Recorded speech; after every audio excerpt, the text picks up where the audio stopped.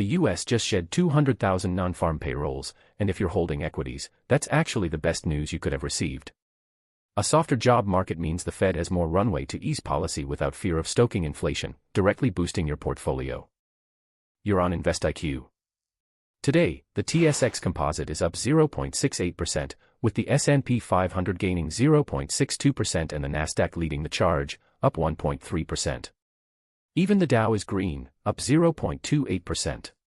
Bitcoin is flat, up a scant 0.06%.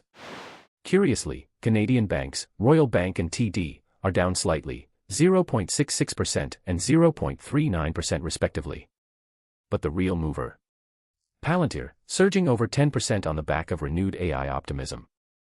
Now, let's talk about that jobs report. The headlines are screaming disappointing, and for good reason if you're looking at the raw numbers. Non-farm payrolls declined, unemployment ticked up. On the surface, it looks like a slowdown. But look deeper. For months, the market has been on edge, worried about sticky inflation and the Fed's hawkish stance. This jobs report. It's exactly what the Fed needs to justify a pivot. It gives them the data to say, the economy is cooling, we can ease off the brakes. Why does that matter to you? Lower interest rates. Plain and simple. Cheaper money fuels growth, particularly in tech and AI names like Palantir, which thrive on future potential. The slight dip in Canadian banks might reflect some short-term profit-taking, but the broader signal from the U.S. jobs report is unequivocally bullish for risk assets.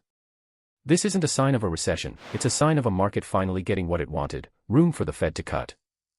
The clear takeaway: don't let the disappointing headline fool you. This jobs report is a green light for equities, paving the way for lower rates sooner than many expected.